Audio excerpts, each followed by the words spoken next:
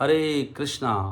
हमारे शास्त्रों में, वेद, उपनिषद, पुराण, धर्म शास्त्रों में ऐसे बहुत श्लोक हैं जिनमें एक ही श्लोक में आपको सारे शास्त्रों का निचोड़ मिल जाएगा। जैसे कि एक बहुत ही प्रसिद्ध चैतन्य चरितमृत का श्लोक जो स्वयं श्री चैतन्य महाप्रभु ने कहा, साधु संग सर्व शास्त्र कहे, लव मात्र साधु संग सर्व सिद्धि है।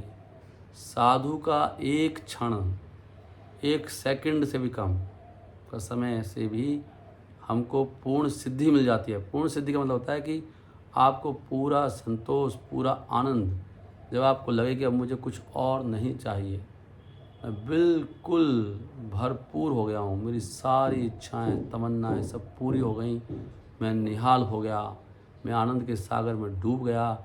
ऐसी चीज़ साधु का लव मात्र संग से होती है। और इसी का उल्टे श्लोक भी हैं बिल्कुल। ऐसे साधुओं को तंग करने से, सताने से। साधु कौन है? जो महात्माएं हैं। महात्मा कौन है? जो महान पुरुष कौन है? भगवान, जो उनका प्रतिनिधित्व करते हैं, हमारे आचार्य, जो उनके फॉलोअर्स हैं। उनको सताने से हमारा सारा नाश हो जाता है। इसलिए कह रहे हैं स्वयं सुखदेव गोस्वामी कि फिर क्या किया कंस के फॉलोअर्स ने? रजो और तमो गुण में आकर संतों को, ऋषियों को, भक्तों को सताना शुरू किया। और फिर उन्होंने कहा उसमें कि ते वै रजा प्रकृत्यास, ते वै रजा। रजोगुण में, रजोगुण समझते हैं आप? प्रकृति माया के 3 गुण हैं, तमोगुण, रजोगुण, सतोगुण। ये पूरी प्रकृति माया के वशीभूत है। 3 गुण, अच्छा गुण है सतोगुण। जैसे ही व्यक्ति सतोगुण को छोड़ के रजोगुण, तमोगुण में आता है, उसकी बुद्धि उल्टी हो जाती है। और लिखा है ते वै रजा प्रकृत्या तमसा मूढ़ा चेतसा। और तमोगुण में आने के कारण वो सब उल्टे रास्ते पे चलने लगे। और वहाँ पे कहते हैं कि उनकी मृत्यु पहले आ गई थी। जो व्यक्ति तमोगुण, रजोगुण में चाहता है, उसका सर्वनाश हो जाता है। तो उन्होंने कहा सुखदेव गोस्वामी ने, आयु श्रियम, आयु जैसे आप अतिक्रम करेंगे, महत अतिक्रमा, पुंसा महत। अगर हम भगवान के जो प्रतिनिधित्व हैं, प्रतिनिधि करते हैं, प्रतिनिधि हैं, उनके ही संदेश को जो फैलाने में लगे हैं, उनके गुणगान में 24 घंटा उनकी सेवा में लगे हैं, ऐसे उनको हम अगर किसी प्रकार से उनकी सेवा करते तो हमारा जीवन निहाल होता है। अब उनको तंग करते हैं तो कह रहे हैं आयु, आपकी आयु नष्ट हो जाती है। श्रियम, सुंदरता नष्ट। तीसरा, आयु श्रियम यशो धर्मम, आपका यश चला जाएगा संसार से और धर्म चला जाएगा। धर्म के फल लिखाया गया। इन सब के जो फल हैं अच्छे अच्छे, धर्म का कितना अच्छा फल है, सब चले जाएंगे आपको।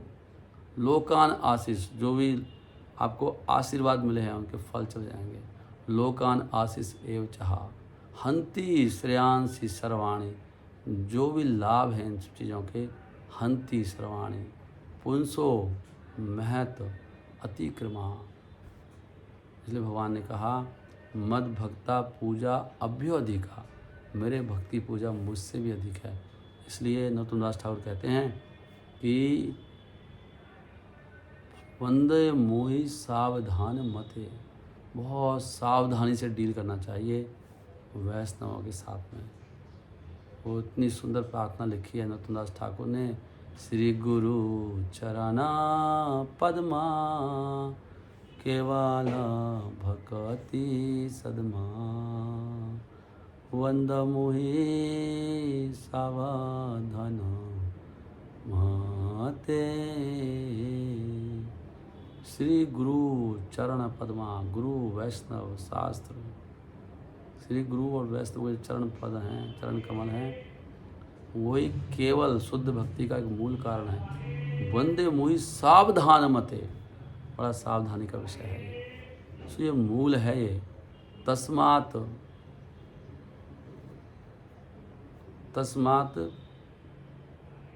प्रपद्ये जिज्ञासु, तस्मात् गुरुम प्रपद्ये, इसलिए गुरु की शरण लेनी चाहिए। तस्मात् लिखा है 11th कैंटो में। किसको? जो जिज्ञासु है, श्रेयम उत्तमम, जिसको बहुत ही संसार की कामना ना हो के, जो श्रेयस्कर चीज़ों के पीछे है, जो नश्वरनीय चीज़ें हैं, ऐसे ही चीज़ों को जानने के लिए गुरु की शरण बताई है।